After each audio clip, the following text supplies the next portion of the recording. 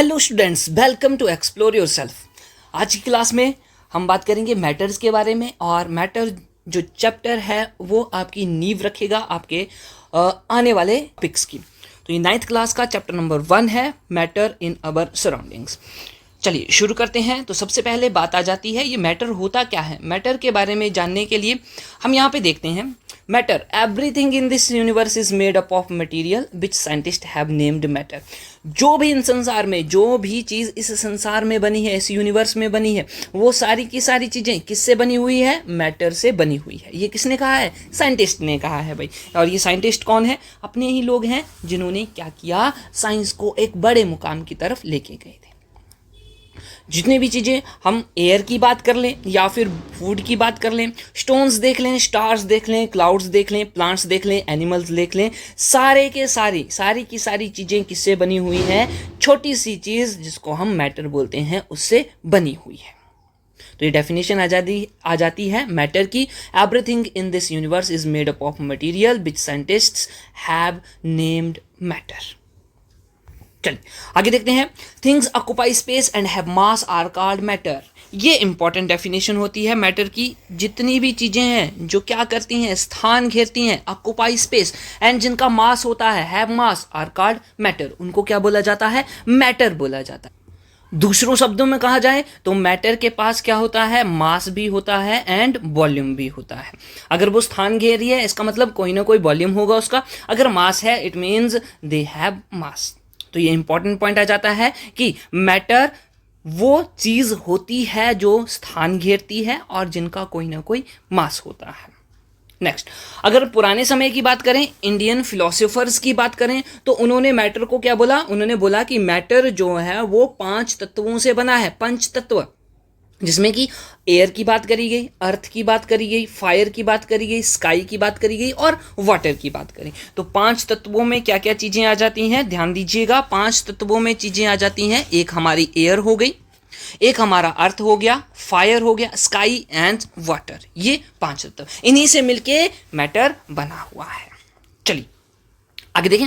Modern day scientist, अगर आज के समय के साइंटिस्ट की बात करें या जब मॉडर्न डेज की बात करें, तो 2 तरह से क्लासिफाई कर सकते हैं हम मैटर को।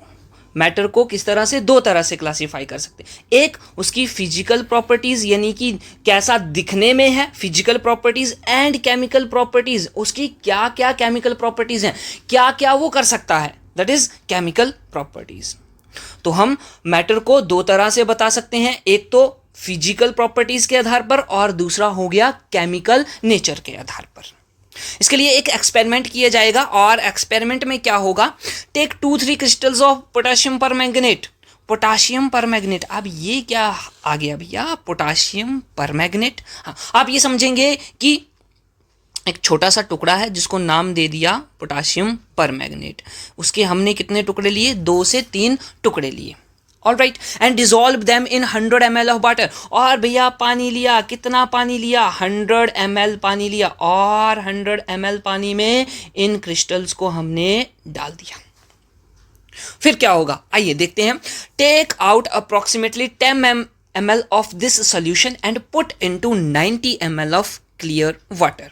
अब क्या करेंगे? जब ये जो 100 ml का सोल्यूशन बन गया, जिसमें पोटाशियम परमैंगनेट के क्रिस्टल्स हैं, इसमें से हमने 10 ml वाटर ले लिया, 10 ml सोल्यूशन ले लिया, ठीक है, 10 ml आ गया हमारा सोल्यूशन, और इसमें और ऐड किया, क्या ऐड किया? 10 ml clear water. 10 ml clear water यानी कि बिल्कुल साफ पानी इसमें डाल दिया। Alright, take out 10 ml of this solution and put into another 90 ml of clear water। ओ, यहाँ पे कितना आएगा? 90 ml क्लियर वाटर लिया है। फिर से ऐसा ही करना है हमने। अब इस सोल्यूशन में से 10 ml ले लेना है, 10 ml ले लेना है, और इसको एक और बीकर में डालना है, एंड उसमें फिर से 90 ml क्लियर वाटर डाल देना है। 90 ml क्लियर वाटर। ऐसा ही करते रहना है, ऐसा ही करते रहना है, और 5 से 8 बार ऐसा करना है।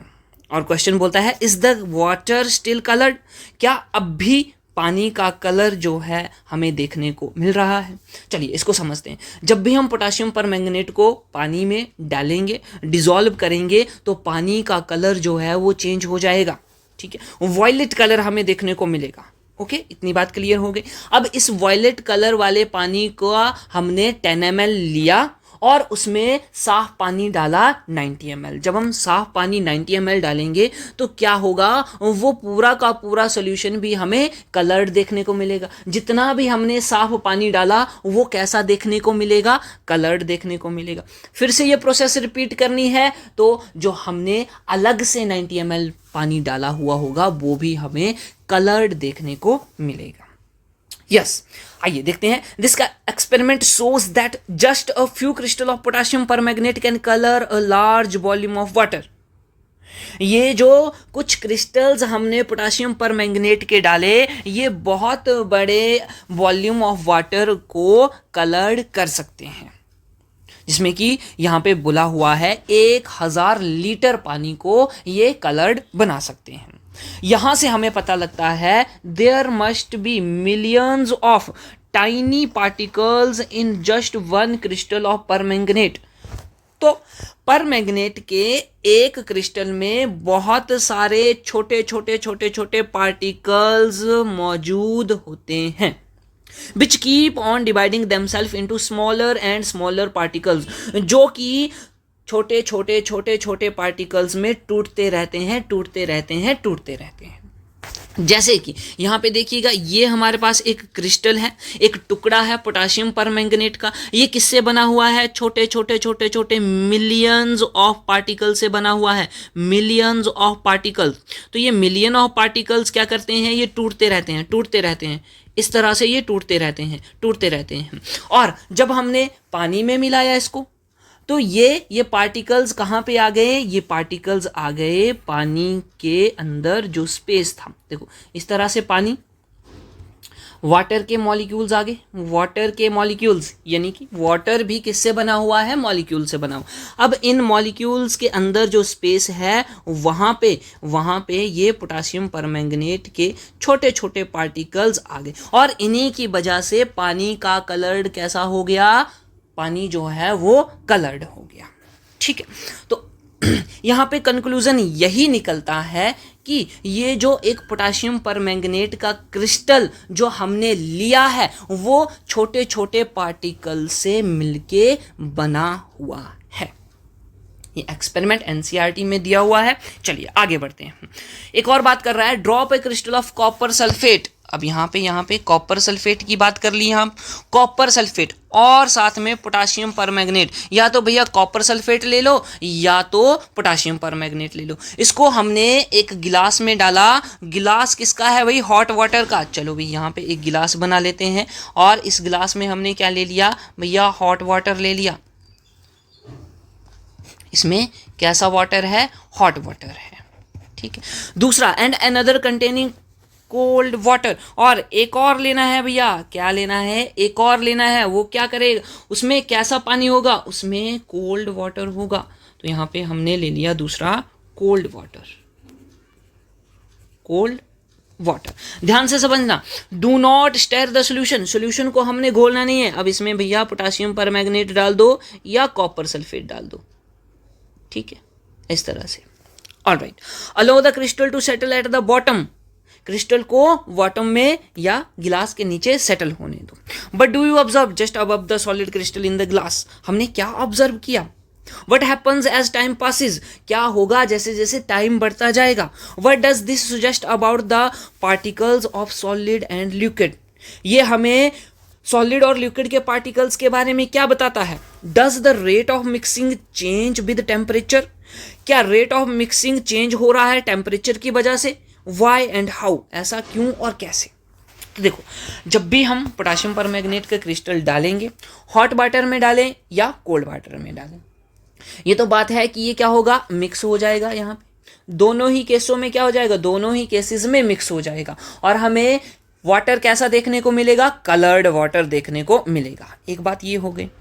जैसे जैसे टाइम बढ़ता जाएगा तो जो हमारा हॉट वाटर है उसमें उसमें मिक्सिंग हमें ज़्यादा देखने को मिलेगी। इट मीन्स हॉट वाटर में, जो हमारा हॉट वाटर है उसमें जो डिज़ोल्व हुआ है परमैंगनेट वो ज़्यादा तेज़ी से डिज़ोल्व होता हुआ देखने को मिलेगा, जबकि कोल्ड वाटर में कम तेज़ी के साथ वो क्रिस्टल डिज़ोल्व होता हुआ दिखेगा।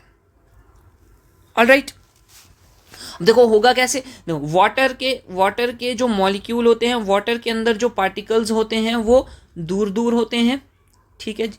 अब इन्हीं दूर दूर पार्टिकल्स में आके परमैंगनेट के पार्टिकल्स आके बैठ जाएंगे और ये क्या करेंगे, वाटर को कलर्ड बना देंगे, ठीक है।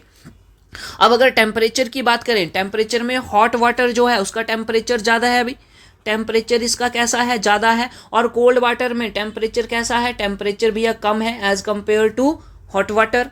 तो क्या होगा, टेम्परेचर बढ़ाने से मिक्सिंग बढ़ती है, टेम्परेचर बढ़ाने से क्या होगा, मिक्सिंग बढ़ती है। इसीलिए जो पोटासियम परमैंगनेट के क्रिस्टल थे वो हॉट वाटर में जल्दी डिसॉल्व होंगे as compare to cold water, ठीक। तो ये हमें यहाँ पे देखने को मिलता है कि जैसे जैसे टेम्परेचर इंक्रीज किया जाएगा, इंटरमिक्सिंग या मिक्सिंग भी कैसी होगी, फास्ट होगी, मिक्सिंग भी क्या होगी, इंक्रीज होगी। टेम्परेचर के आधार पर मिक्सिंग इंक्रीज होगी। कोल्ड वाटर में मिक्सिंग कम होगी और हॉट वाटर में मिक्सिंग ज़्यादा होगी। तो ये पॉइंट ध्यान में रखने वाली है कि अगर टेम्परेचर बढ़ाया जाएगा तो मिक्सिंग इंक्रीज होगी, डिसोल्यूशन इंक्रीज होगी, ठीक है। चलिए, हाउ, कैसे, ऐसा क्यों होगा भाई, और क्यों? क्योंकि जैसे जैसे हम टेम्परेचर बढ़ाएंगे, ये जो मॉलिक्यूल्स हैं, ये जो वाटर के मॉलिक्यूल्स हैं, इनकी काइनेटिक एनर्जी इंक्रीज होगी। अब ये काइनेटिक एनर्जी क्या होती है, तो ध्यान दीजिएगा, काइनेटिक एनर्जी वो पार्टिकल की होती है जिसमें मूवमेंट हो रही होती है, मूवमेंट, और उसका कोई ना कोई मास होता है। मास, मूवमेंट बोले तो वेलोसिटी और मास बोले तो उसका मास। काइनेटिक एनर्जी किसके बराबर होती है, हाफ mv², और इसमें m क्या होता है, m होता है मास, और b क्या होता है, v is equal to velocity of the particle. तो जैसे टेम्परेचर इंक्रीज किया जाता है, पार्टिकल्स की काइनेटिक एनर्जी भी इंक्रीज होती है। पार्टिकल्स की काइनेटिक एनर्जी इंक्रीज होने से पार्टिकल की मूवमेंट बहुत ही तेजी से होती है। अगर पार्टिकल्स की मूवमेंट बहुत तेजी से होगी तो मिक्सिंग भी तेजी से होगी, डिसोल्यूशन भी बढ़ेगा, डिसोल्यूशन फास्ट होगा। ऑलराइट, चलिए देखो, particles of matter are continuously moving. Matter के जो पार्टिकल्स होते हैं वो कंटिन्यूसली क्या करते रहते हैं, मूव करते रहते हैं, लगातार मूव करते रहते हैं। That is they possess kinetic energy. इसका मतलब उनके पास काइनेटिक एनर्जी होती है। As the temperature rises particles move faster. जैसे जैसे टेम्परेचर बढ़ता जाता है पार्टिकल्स की मूवमेंट फास्ट होती है, पार्टिकल्स तेजी से मूव करते हैं। ऑलराइट, चलें आगे देखें। The particle of matter intermix in their own with each other. जो मैटर के पार्टिकल होते हैं वो एक दूसरे में अपने से मिक्स होते रहते हैं। The particles of matter intermix on their own with each other. जैसे कि यहाँ पे हमारे पास सॉलिड परमैंगनेट था और लिक्विड वाटर था, सॉलिड के भी पार्टिकल्स होंगे, लिक्विड के भी पार्टिकल्स होंगे, वो एक दूसरे में अपने आप ही इंटरमिक्स होते रहेंगे। They do so by getting into the spaces between the particles. ऐसा क्यों होगा, अभी मैंने बताया कि लिक्विड के पार्टिकल्स के बीच में क्या होगा, स्पेस होगा। जैसे ये आ गया हमारा लिक्विड, ये देखो लिक्विड के पार्टिकल्स के बीच में क्या देखने को मिल रहा है, स्पेस देखने को मिल रहा है। बोलो बात ठीक है, हाँ जी सर बिल्कुल ठीक है, ये स्पेस हमें देखने को मिल गया, ठीक। अब इसी के अंदर क्या होगा, पोटासियम परमैंगनेट के क्रिस्टल आके बैठ जाएंगे, ठीक है, बैठ जाएंगे तो हम बोलेंगे कि ये जो वाटर है वो कैसा देखने को मिला, कलर्ड देखने को मिला। This intermixing of particles of two different type of matter on their own is called diffusion. इसी इंटरमिक्सिंग को क्या बोला जाएगा, डिफ्यूजन बोला जाएगा। ये इंपॉर्टेंट पॉइंट है, डिफ्यूजन। तो अगर आपसे कोई पूछे कि डिफ्यूजन क्या होता है तो बोलेंगे कि जब दो तरह के मैटर के पार्टिकल्स एक दूसरे में इंटरमिक्स हो जाते हैं, that is diffusion. We also observe on heating diffusion becomes faster. और हमने ये भी देखा कि जैसे जैसे हीटिंग बढ़ती जाएगी, ये जैसे जैसे हम सोल्यूशन को हीट करेंगे, ये किसी भी चीज़ को हीट करेंगे तो डिफ्यूज़न क्या करेगा, डिफ्यूज़न फास्टर हो जाता है, डिफ्यूज़न तेज़ हो जाता है। तो यहाँ पे हमारे पास इंपॉर्टेंट लाइन आ गई, इंपॉर्टेंट पॉइंट क्या क्या आया। एक तो डिफ्यूज़न की डेफिनेशन हमें पता लग गई कि जब दो तरह के मैटर के पार्टिकल्स एक दूसरे में इंटरमिक्स हो जाते हैं, दैट इज डिफ्यूजन। तो यहाँ पे लिख दिया जाए, diffusion is equal to intermixing of particles of two different types of matter। इसको क्या बोल दिया गया, डिफ्यूजन बोल दिया गया। और दूसरी बात हमने क्या सीखी कि जैसे जैसे टेम्परेचर बढ़ेगा, जैसे जैसे हीटिंग बढ़ेगी, डिफ्यूजन फास्टर हो जाता है। तो यहां पे लिखेंगे heating, on heating diffusion becomes faster। Alright, तो इन दोनों बातों को हम ध्यान में रखते हुए आगे बढ़ते हैं। आगे क्वेश्चन पूछता है, which of the following are matter, इनमें से कौन कौन मैटर हैं। तो मैटर की डेफिनेशन आ जाएगी, anything that have mass and occupies volume is called matter। तो हमने देखना है कि इनमें से किसका किसका मास होता है और कौन कौन वॉल्यूम ऑक्यूपाई करता है। चेयर की बात करें, हाँ जी चेयर बिल्कुल ठीक है, चेयर का मास भी होता है और ये वॉल्यूम भी ऑक्यूपाई करती है। एयर का भी मास होता है, ये भी वॉल्यूम ऑक्यूपाई करती है। लव का भाई कोई मास नहीं होता है, कोई वॉल्यूम नहीं होता है, गलत करो भाई ये। स्मेल की बात करें, क्या स्मेल का भी मास होता है, क्या स्मेल भी वॉल्यूम ऑक्यूपाई करती है। ये तो बात ठीक है कि स्मेल वॉल्यूम ऑक्यूपाई करती है। जैसे कि अगर हम अपने कमरे में परफ्यूम छिड़कते हैं तो वो पूरे कमरे में फैल जाता है। इट मीन्स जैसे कमरे की शेप होगी वैसे ही स्मेल भी अपनी शेप बना लेगा, वहां तक हर कहीं पे पहुंच जाएगी। तो स्मेल तो है, ऑक्यूपाई वॉल्यूम कर सकती है। लेकिन अगर स्मेल की अकेले बात की जाएगी तो ये मैटर नहीं होगा, इसके पास कोई भी मास नहीं होगा, इसके पास कोई भी वॉल्यूम नहीं होगा।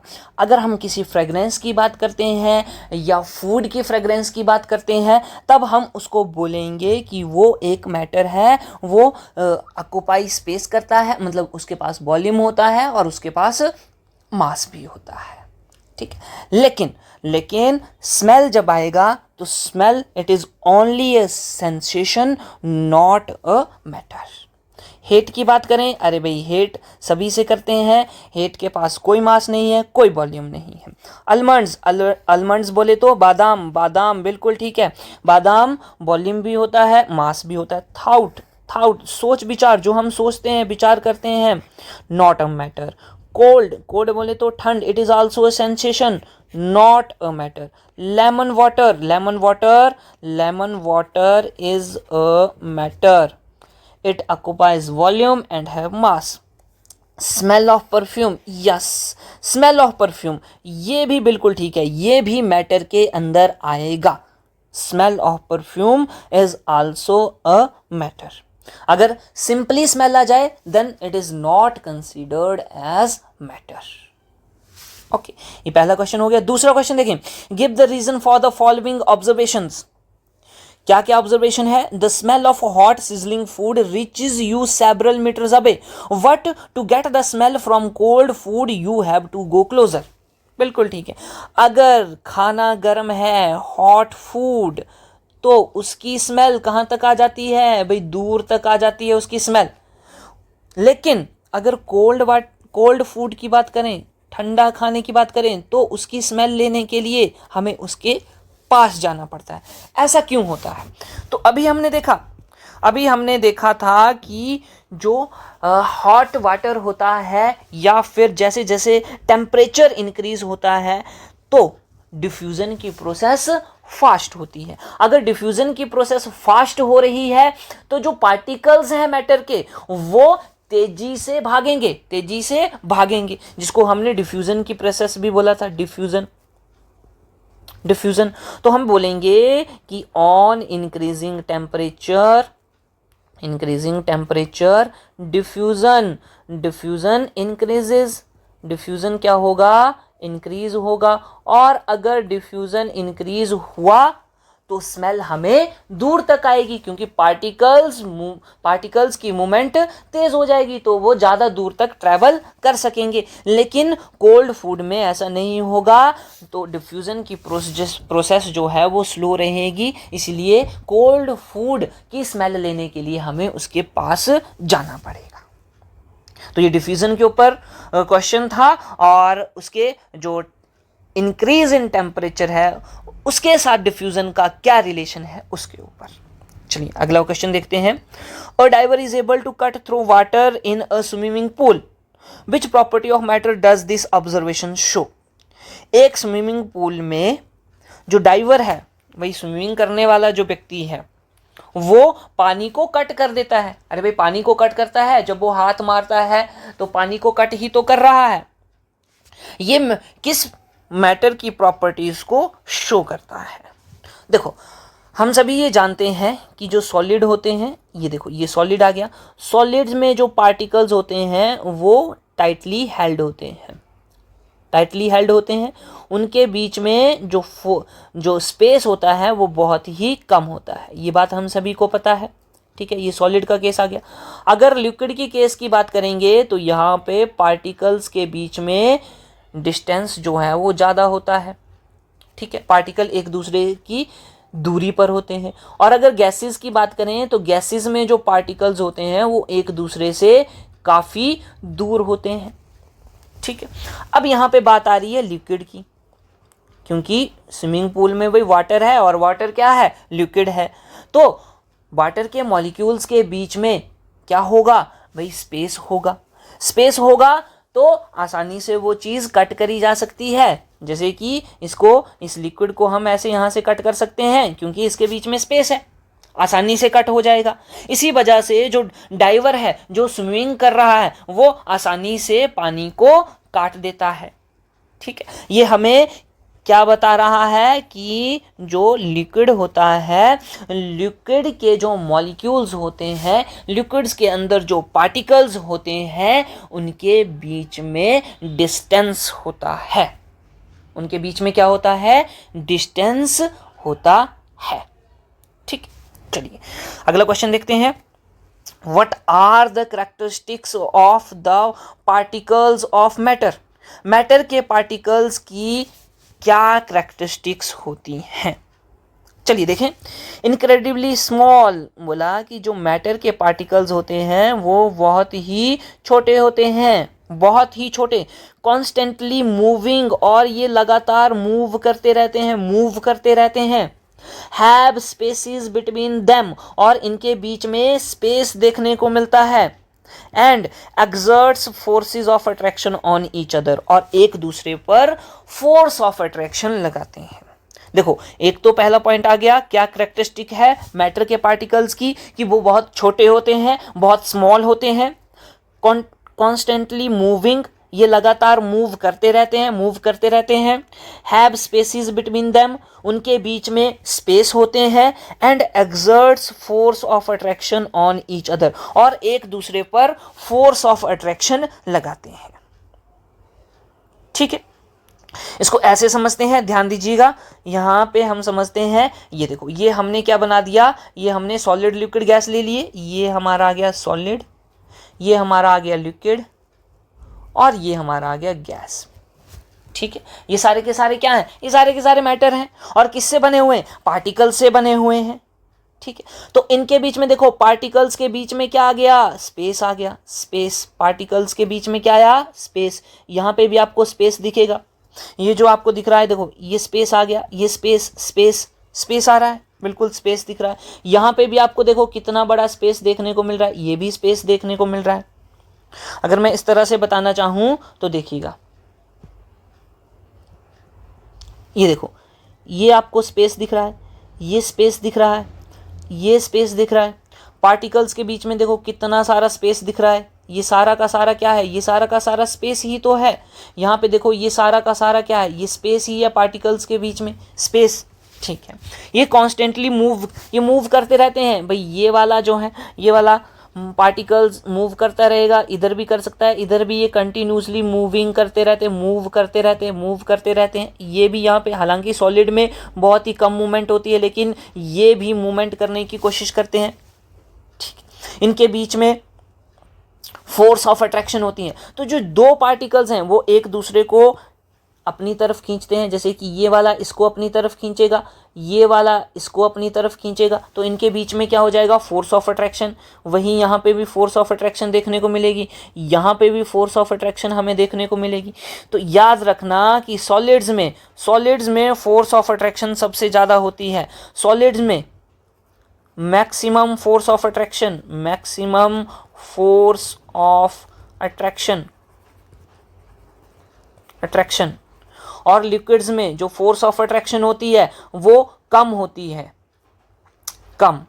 और गैसेस में क्या हो जाती है, बहुत ही कम होती है, वेरी वेरी स्मॉल।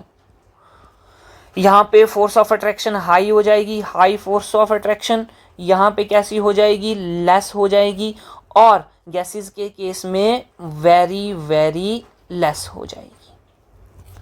तो इन चीज़ों को भी आप ध्यान में रखिएगा। तो अभी तक हमने मैटर के बारे में देखा, और मैटर से जितनी भी चीज़ें थी जो आपके लिए बहुत ही इम्पोर्टेंट है, एनसीईआरटी के आधार पर सारी की सारी चीज़ें। ये लेक्चर आपके लिए, आप चाहे क्लास 9th में हैं या किसी बेसिक एग्ज़ाम की तैयारी कर रहे हैं, अपना बेसिक बनाना चाहते हैं, उन सभी एग्ज़ाम के लिए ज़रूरी है। चलिए मिलते हैं नेक्स्ट वीडियो लेक्चर में।